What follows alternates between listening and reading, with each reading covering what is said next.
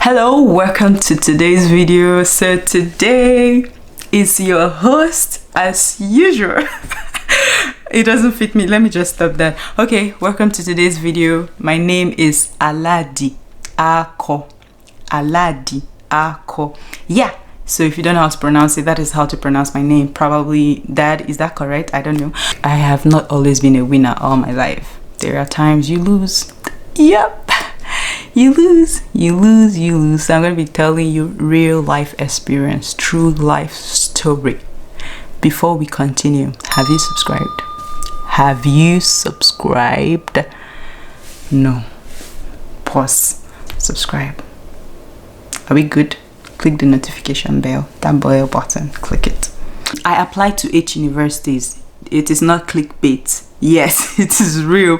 I applied to 8 universities, but when I say apply here, it means like the one I actually submitted the application. You will start, trust me, you might start a lot of applications which you will never complete. At the point, there are schools that I actually started completing the application online, but then I looked at the requirements and I'm like, no, this is not for me. I don't fit into this school. I would obviously get rejected. The reality of this is that there were actually schools I looked at, and these are top universities, and I'm like, they are never gonna accept me, and one of those schools accepted me. So you see, this is very, very tricky. Go for what you really want, in as much as even if you don't reach what they are asking for, but give it a shot. You don't know, you might pass, you might be accepted. You get what I'm saying? And there was a school that I looked at, I'm like, this school, they are going to accept me. No matter what, they are going to accept me. Oh my gosh, I fit into their profile, they should accept me. That was the first school I got my, I think if I'm correct, that is the first school I got my rejection from. Hey, school that I thought that, okay, if everybody reject me, this one is not going to reject me. They failed me, and though it was a mix up in the application and something happened, like, but then it was the first school I got rejection from. But later I got admission from the school. But I'm trying to tell you that there are some schools you're going to put your hope in and you're like, they're going to take me, whatever. They might reject you. And those schools that you're like, people like me are not qualified to go to such schools, and they might accept you. So do you get the point? That time when I got my first rejection, before then I was like, my only goal was to apply to 3 or 4 schools overall. But then when I got that first rejection, hey, nobody told me of that moment. I started googling more schools. Like, is there any word like that? I found more 4 universities and I applied straight. I wrote the essays. Your gear had to start type. I wrote the essays and I sent them right away. Submitted the applications, and I was, like, fingers crossed what's going to happen. I got accepted to 5 universities. They gave me like admission, they accepted me, and 2 gave me like straight rejection. You are rejected. Yes, 2 rejected me. And then the 8th school, they kind of rejected me for what I applied for, which is masters. They kind of offered me pre-masters, like you have to complete pre-masters, then you have to then come back for masters. Kind of, if you pass the pre-masters, then you get to masters. So in total, I got a response from 8 universities, and the other universities apart from this 8, which I never submitted my application, like I already explained, if I have already done that. So one thing I'm trying to say, that we all have our first choice. Probably you want the UK to be your first choice, you want universities from the USA as your second choice, or you want universities from France or Canada. I'm gonna be straight with you guys and tell you that in as much as I love the USA, and I've kind of had that fantasy, I want to go to America, I want to do my masters, I want to do my bachelor's, all this kind of dream as a kid, or I want to go to London. I didn't even know that London was in UK or something. You say you just want to go to London, you don't even know that London is in UK and all this kind of stuff. Then I didn't limit myself. Don't limit yourself to one country, especially if you don't have intentions of immigrating to that particular country. I know some people, it's okay to have intentions to immigrate. So I'm going to be honest with you. Your girl did not apply to schools only in USA. So I applied to 4 universities in the UK. Yes, 4, you got it. 4 universities in the United Kingdom, and I applied to 3 universities in the USA, and I applied to 1 university in France. And the one in France accepted me. The one in UK, I think 2 universities in the UK accepted me. 1 gave me a straight rejection, just like I said, and then 1 offered me pre-masters. And then from the USA, 2 accepted me and 1 gave me straight rejection. I knew I was going to get rejected anyway. I paid about $70 something to get that application, and it was painful because they rejected me, but I took a risk. What am I trying to say? If you love something, go for it. Even if it's Harvard, MIT, whatever you like. This reminds me of something now. We have like 3 levels of school. The one that is safe, kind of, you know that if everything else fails, this one will accept you. Then we have the one that is kind of moderate. You are not sure if they will take you or not. It's kind of like 50-50. Then we have the one that is like 100% rejection rate, like 100% they might reject you kind of thing. So all of us, we have dreams, right? You want to go to a very good school, but when you're trying to choose this school, try to choose something that where you know that you would love to attend. Don't just go and choose school that you're just choosing it for choosing sake. Trust me, that school might give you admission, and at the end of the day, that is the only option you have, and you are not happy to be in that school. Why bother applying for it? So while you're trying to get all these things, consider your happiness. Will I be happy? Will I be proud of this? If my friend asks for the name of my university, will I be proud to say that I am in this university? Ask yourself. Number 2, ask yourself, I'm not calling them in order of importance, so don't get me wrong. Ask yourself, is this school going to fund me? Especially if you are coming for graduate studies. Even if you're coming for undergrad, they have scholarships and all that kind of stuff. Ask yourself, is this school, is it going to give me some form of support? I consider the class size. I'm coming from, you know, a different environment, so I don't want where there will be too much crowd and I'll be struggling. I like attention. Yeah, I like attention because I want to learn and I want the professor to have my time. So in a class of where you have like 16, 10, 15, not 100 students, you know, you get more relationship with your professors and all those kind of things. You are able to, you know, get help as you need them. I'm not saying all these big schools, they don't get help, but I think I like it better when I can turn around and, you know, it's just us. And another thing I considered was the funding aspect. Okay, at this school, are they willing to support my education in some ways, kind of like give you a teaching assistantship or assistant, yeah, what am I saying?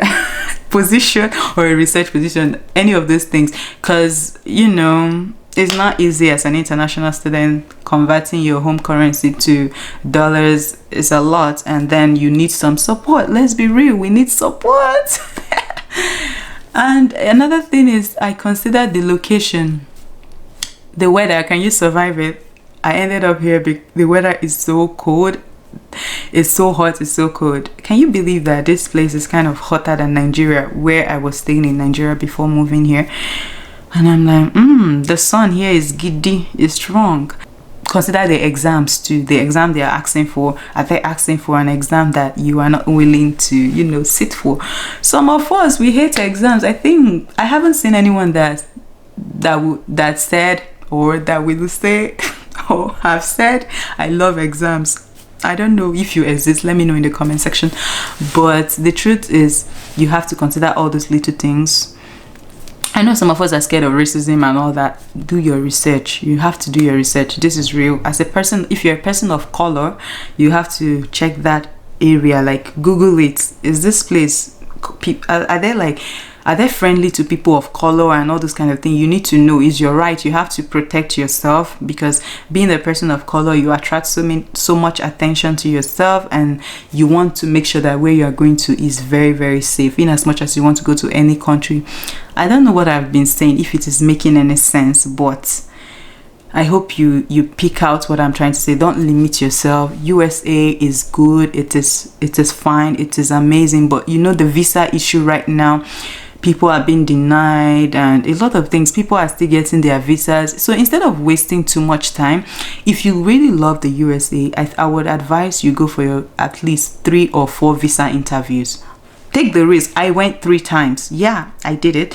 So if you have the money, you have the patience, you have the perseverance, I would suggest you go 4 times, at least max of 4 times, depending on your pocket and all this stuff. If you, after that 4th time and it didn't come forth, it's time for you to consider other countries as well. Give it a shot. Especially, you can, if you're going for your bachelor's, yeah, you can do your bachelor's somewhere else and come here. That was what I did. I had my bachelor's in somewhere in Africa, and then I came here for my master's. Or you can go to another country and do your master's and come here for PhD. So there, don't limit yourself. If your ultimate goal is not immigration to the USA, try other countries then, because we have Germany, we have France, we have UK, we have Canada. Give it a shot.